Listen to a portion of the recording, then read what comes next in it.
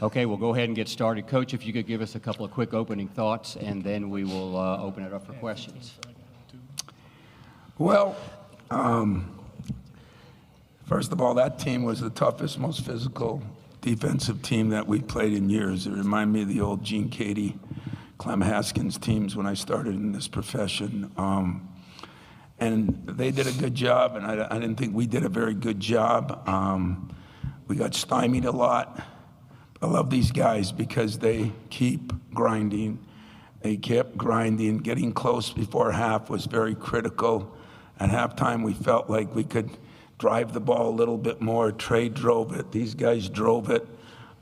Jase made some big shots. Coen, a couple big blocks. And Jaden made a big three, and then those free throws at the end. So it's hard to believe that 2 days we're playing for a chance to do one of the all-time great things in any basketball player's life, and that's play for a Final Four. And I'm proud and happy for them. They've earned it. They've deserved it. They did it. Okay, we'll open up with questions. Myron, we'll go to you first. Third row on the left. Myron Metcalf, ESPN. Jaden, coaches have called this one of the most connected teams that he has coached. What is it about this team that has allowed you all to have the chemistry that we saw out there today?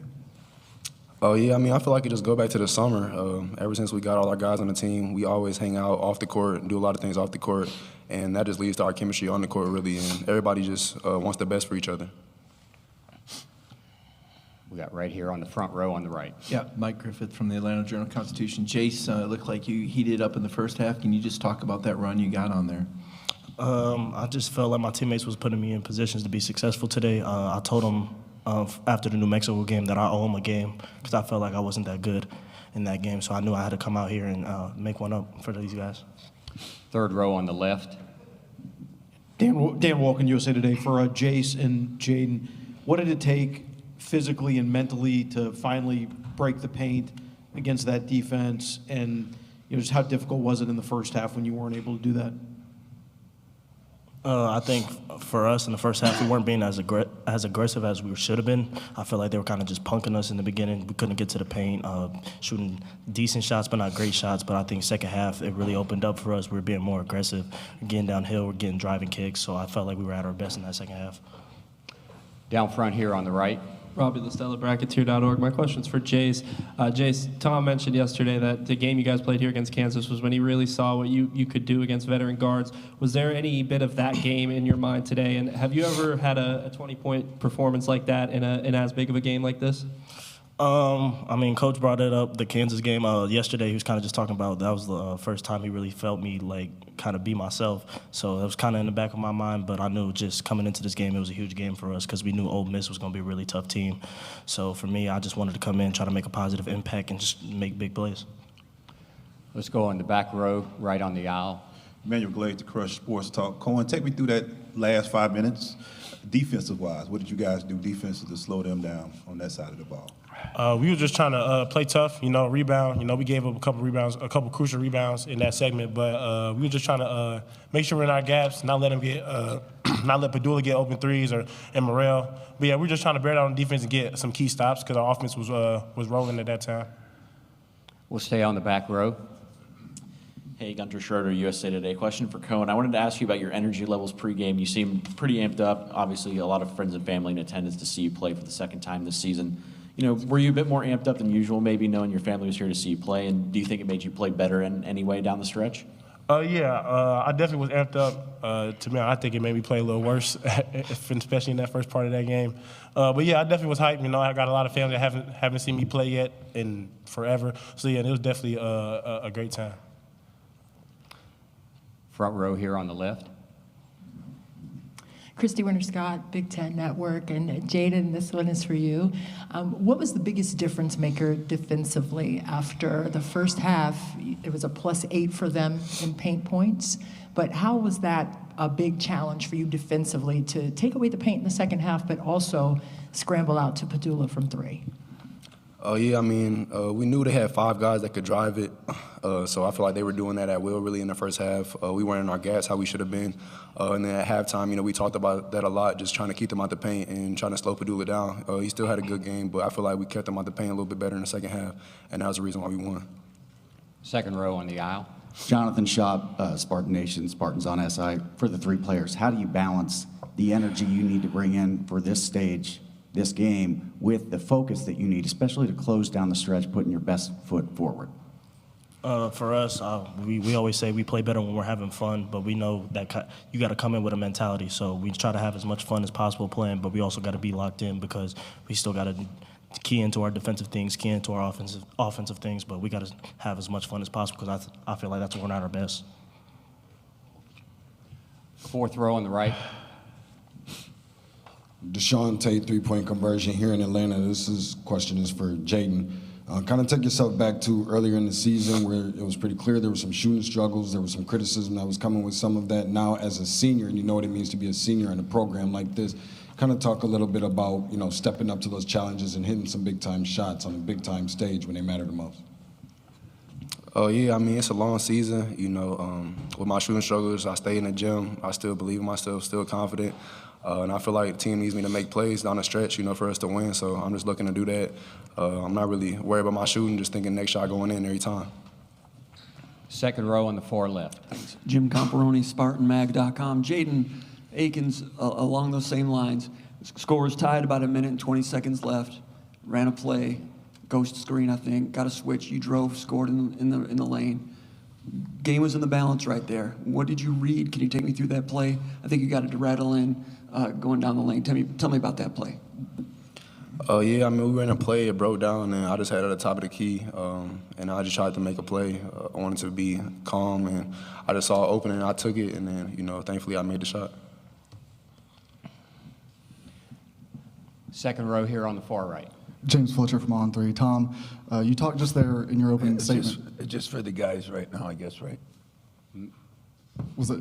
What did you have? I'm sorry. It was a quick question for Coach Izzo. So that's fine. That's okay. Fine. Yes. Yeah. So you mentioned earlier in your opening statement about what it means to play for the right to play for the Final Four, to have that on Sunday. But this is your 8th Elite 8 appearance as well. Do you put any stock into that, or at this point in your career, are you only focused on kind of Final Fours, the big achievements in your career when you talk about those kind of banner moments? Yeah, Elite Eights are great too, but go back to my statement from the beginning. We don't put up any banners for grade eights. We put up banners for championships and Final Fours and national championships. But I've talked to these guys about it. I guess that's the one thing I do have some experience on. Thank God I got a couple players, former players. I got a whole locker room full of former players right now. I got Kevin Willis beating up my guys because we weren't as tough, and he's tough. But I thought that I thought the coaches I got on my staff that have been to Final Fours have talked to them. We've all talked to them. It's believe it or not, we got to play better, but so proud of them. We're not a team that can just go out and play and win. And boy, we did a hell of a job second half. We'll go back row on the left. Hey, Gunter Schroeder, USA Today. Question for Jase. You've been kind of the go-to guy on the team for three-pointers. I talked to your dad a little bit, and he said your shot at hit the same age was a little bit better than his. Pretty high praise, but kind of referring to what you said about you owed your teammates one after last Sunday. What did you do over the last week to try to get back in that rhythm and find your shot from deep again tonight? Never leave the gym. I feel like that was kind of the biggest thing for me over when we got back. I was in the gym constantly just trying to get my shot back because I don't think I've ever shot that bad in a game before in New Mexico. So I knew I had to make it up to these guys and hit some shots today. Front row here on the right. Yes, for Tom. Down 10, 30-second timeout. You're fine. Go ahead. Thanks. Down 10 early on. What do you tell them during that 30-second timeout to settle them in that situation in this arena? Ask them what the hell they're doing. We were not guarding. We were not doing a very good job offensively. They hit slips. The real killer was the turnovers. we had turnovers, and they were kind of ridiculous turnovers. Would you guys agree? Sure. And they always agree with me after the fact, but we had turnovers, and I think they had 9-2 points off turnovers. That was the difference in the game. We gave up a missed cutoff free throw. We gave up out of bounds plays. We gave up, they're supposed to be a poor rebounding team. They kicked our butts. They had 12 offensive rebounds to our 5. So, what you should do is give them a lot of credit and yet give us a lot of credit for bouncing back in the second half. Fourth row on the left. Raphael Haynes with the three-point conversion. This is for Coen. If you can take me through that dunk, what was going through your mind? Was it more of what dunk am I going to do? Was it not miss it? Can you just take me through that moment? Nah, yeah, I really didn't think Fears was gonna get the steal. He jumped up, got both hands on the basketball, and I just took one dribble and dunked it. I knew Dia was coming, so I didn't know if he was gonna jump or not. So I didn't really think about what dunk to do. I just went up and made sure I made it. Got time for one more if anybody has one. Back row. Manuel Glaze to Crush Sports Talk. Jaden, I know you're going to celebrate this one, but you know the game coming on Sunday. Talk about the mentality that you as the leader of the team want the team to have to get ready for Sunday's game. Yeah, we got the best coaching staff in the country, I feel like, and they're going to have us ready to play. We're going to do a lot of walkthroughs, get ready for whoever we're going to play. And I'm just going to tell the guys, go out there and play with no fear, and we're going to have no regrets. We're going to play as hard as we can. Very good. Thank you, fellas. Thank you. Thank you. We're good, Coach. We're good.